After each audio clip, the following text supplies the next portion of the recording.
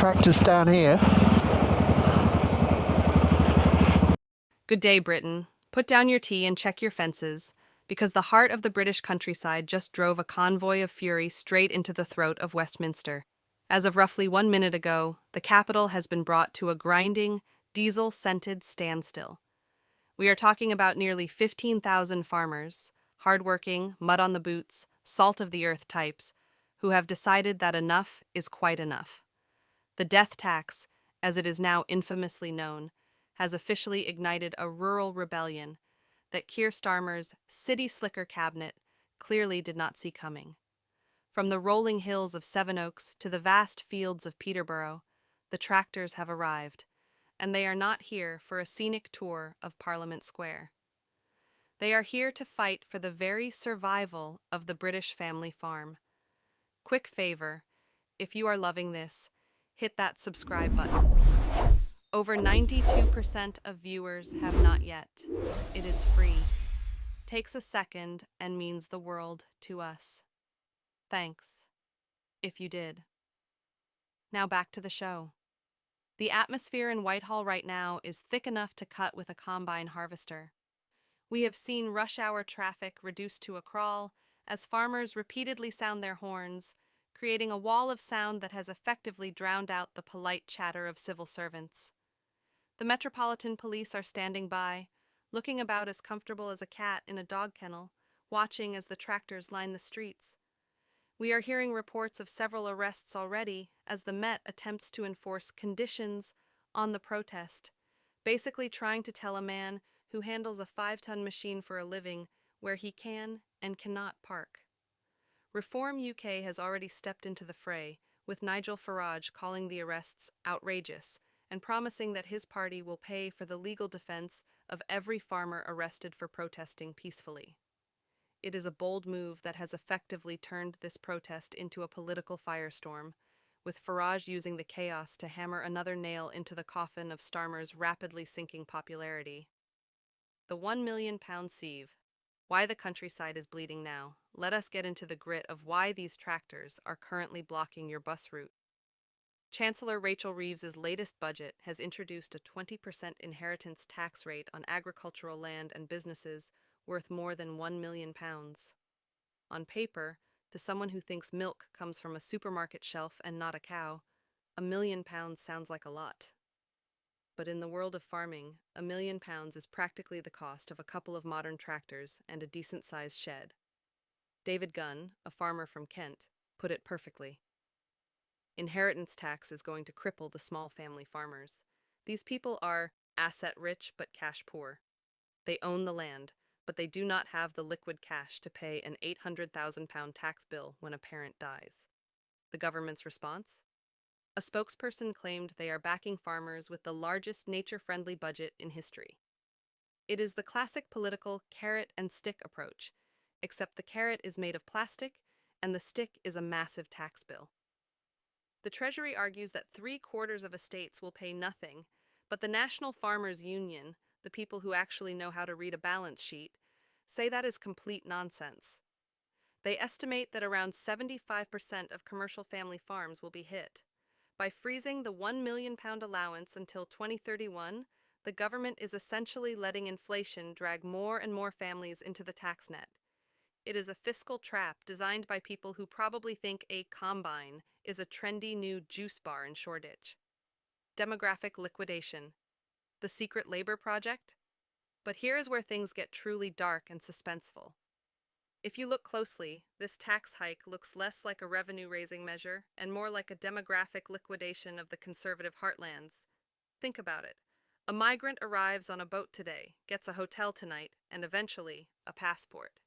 In 5 years, the demographics of key swing seats will be unrecognizable. Meanwhile, the rural voter, the one who believes in private property, tradition, and working the land, is being taxed out of existence. Keir Starmer does not want to win the rural vote. He wants to make it irrelevant. It is a cold, calculated transaction. You trade a self-sufficient farmer for a state-reliant voter base. The birth rate in the shires is collapsing, while the population Starmer is housing in 3-star hotels are expanding. This isn't just immigration, it is a mathematical certainty. In 15 years, the village that voted conservative for a century will be a commuter housing estate for new citizens who vote Labor by default. The tax on the tractor is the clearing mechanism. Bankrupt the farm, build the housing, and install the socialist tenant. It is the most ambitious gerrymandering operation in Western history, and the farmers are the first casualties in this war for the soul of the nation. Tractors versus the Red Threat, a two-tier justice system. The contrast on the streets tonight is enough to make your blood boil. On one side, you have a British ploughman defending his livelihood, being threatened with arrest and criminalization for driving his tractor into London. On the other side, we have thousands of illegal arrivals crossing the channel, many with no documentation, receiving full access to legal aid, accommodation, and a virtual immunity from deportation. The countryside sees this financial apartheid clearly.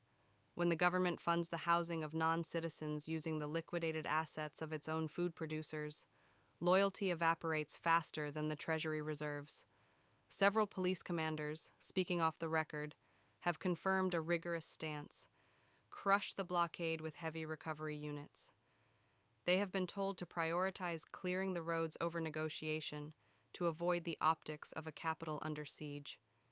It is the operational handbook of a state that picks its battles based on political correctness. They do not lack the equipment to move the tractors. They lack the moral authority. When the state fears a hashtag on social media more than a potential famine, the country stops being functional and starts being predatory. Starmer's promise to fix the foundations has mutated into a mission to demolish the foundations of agriculture to fund a welfare expansion for those who have never contributed a penny. The Siege of Whitehall, a government in hiding. As the night draws in, London has become a ghost town of empty desks. Commuters have realized that no train or bus can breach the iron ring of tractors. The smell of expensive coffee in Mayfair has been replaced by the scent of diesel and damp soil. Officers are reduced to directing foot traffic, acknowledging that their authority ends where the tractor tires begin. These men and women are sleeping in their cabs, eating packed lunches, and waiting for a prime minister who refuses to show his face. The government was warned that a siege of this magnitude would cripple the capital, yet they pushed the farmers anyway. Local hospitals have even declared code black incidents because catering and supply trucks cannot bypass the blockade. Tourists in Trafalgar Square are not taking photos of Nelson's column. They are taking photos of a government under siege by the very people who feed them. Starmer counted on imports to break the spirit of the farmers, but he miscalculated the brotherhood of the soil. This is a unified message from the working class to the technocrats in Westminster. You cannot globalize your way out of starving your own people. The final harvest: complicity and consequence. The silence from Downing Street regarding the actual impact of this tax is not just negligence, it is complicity. We are watching the industrialization of land seizure, where the Home Office has become a rubber stamp bureaucracy for policies that everyone knows will destroy the countryside. Keir Starmer is more afraid of a bad headline in a left-wing newspaper than he is of the farmers taking over the streets. This isn't just about inheritance tax anymore. It is about the total subversion of the British way of life. We have a system where a British pensioner who forgets a tax payment is hunted down, but an illegal entrant who discards his passport is given a room and a right to remain. The law has become a weapon against the citizen and a shield for the newcomer. Every penny of tax money squeezed out of a failing family farm is an investment in the decline of British safety and sovereignty. The riots and protests we see today are the inevitable result of a social contract that has been torn up and thrown in the face of the people who built this country. The farmers are just the first to fight back, but they certainly will not be the last. Thank you for watching the British Daily Report. If you want to stay updated on the front line of the Great British Rebellion, make sure you have subscribed. We will see you in the next one.